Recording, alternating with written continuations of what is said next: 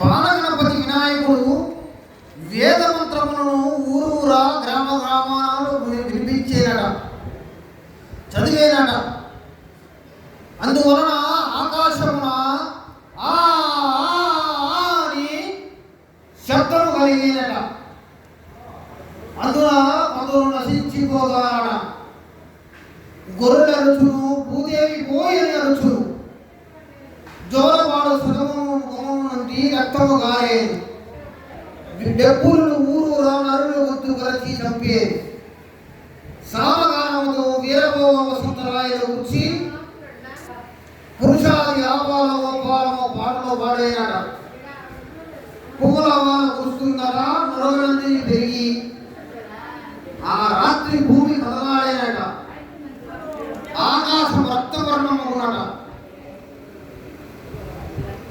అష్టాదశ వర్ణముల వారు శివకేశవ నామంలో చెబుతారట. నెత్తూరు వర్షం కురుస్తుంది, లక్ష్మీదేవి ఏడ్చేవు. మహాయోగి రాగము భూదేవి తెలుపుతుందట. పంచవేదములను పట్టుకొని పంచాంగముల వారు బజారునందు పంచాంగమును చెబుతారట. విప్రుడు ప్రజాతి దాసులు అవుతారట.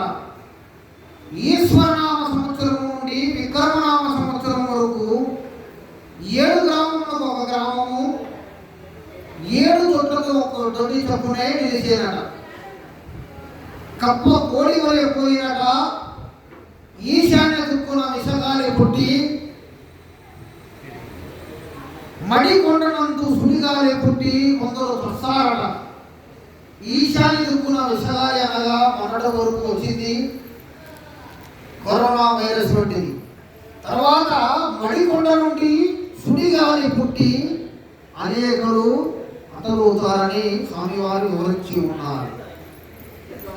నా మఠానికి ఈశాన్యమున భాగవర్తి దిక్కుగా సమాచారం వారి చిన్నదాని గర్భము పగిలి చిన్నవాడు జన్మించి అతడు తానే భగవంతుడని చెబుతారట.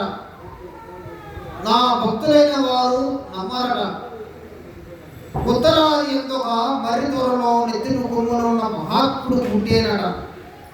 చీనల చెట్టు నుండి ఈవలకొచ్చి దేశమున తానే భగవంతుడు అన్నాడట. నా భక్తులైన వారు అది కూడా నమ్మరట. నెల్లూరు సీమ నేతమునిగేను 4 దిక్కులు ఎందు నలుగురు పుట్టి దేశము మీదకు వచ్చేను అని వివరించి ఉన్నారు స్వామివారు. నా మఠముపై రాయిదొండ తీగ పుట్టి ఒక రాత్రిలో 7 గడియలు మఠమంతా అలుగుని మార్గం లేకుండా పోతుందట. మక్కా ఎందు వరాహం పుట్టి మహమ్మదీయులకు చిక్కగా మహమ్మదీయుల్లో తగువు పెట్టి తనను పట్టవచ్చిన వారికి చిక్కగా బెజవాడ కృష్ణానది వరకు వచ్చి అదృశ్యమయ్యేనట. అందువలన కొందరు చనిపోతారట. 100 పుట్ల నల్లులు నేలరాలతాయట. జగద్గురు శ్రీమద్ విరాట్ పోతులూరు వీర బ్రహ్మేంద్ర స్వామి వారి కాలజ్ఞాన గ్రంథంలో అత్యంత ప్రళయం గురించి వివరించి ఉన్నారు. శ్రద్ధగా ఆలోచించండి భక్తులారా. ఇంద్రకీలాద్రి కొండపై గొప్ప గొప్ప తగువులు పుట్టేనట. ఆ యమ్మ కనకదుర్గకు నిలుచులకు తాగులేక కంది మల్లాయ పని చేరుతుందట.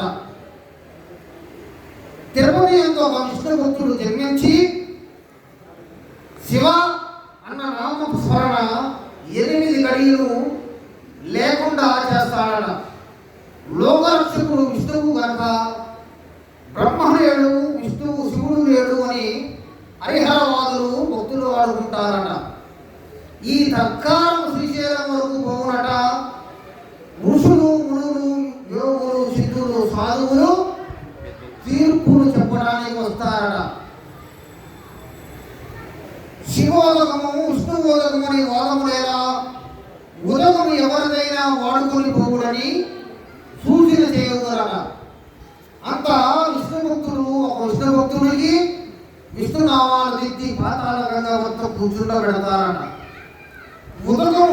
వారి స్వాధీనం కానందువలన విష్ణు భక్తుని పైకి లేపి శివభక్తునికి ఒకరికి శరీరం అంతటా విభూతి మార్గలను దిద్ది పాదాల గంగలో కూర్చుండబెడతారట. అంతటా ఆ నీరు కలవెలలాడి ఓంకార శబ్దము చేయుచు ఓం ఓం ఓం అంటూ జనిచుచు నదీ తీరాలు సముద్రాలు ఉప్పొంగి ఒక జాము కాలంలో అన్నపిండ బ్రహ్మాండం అంతా సముద్రాలు ఉప్పొంగి ఒక జాము కాలంలో అండపిండ బ్రహ్మాండం అందరి సమస్త జలము మానవుల శరీరం అందరి రక్తము ఇంకిపోవునట.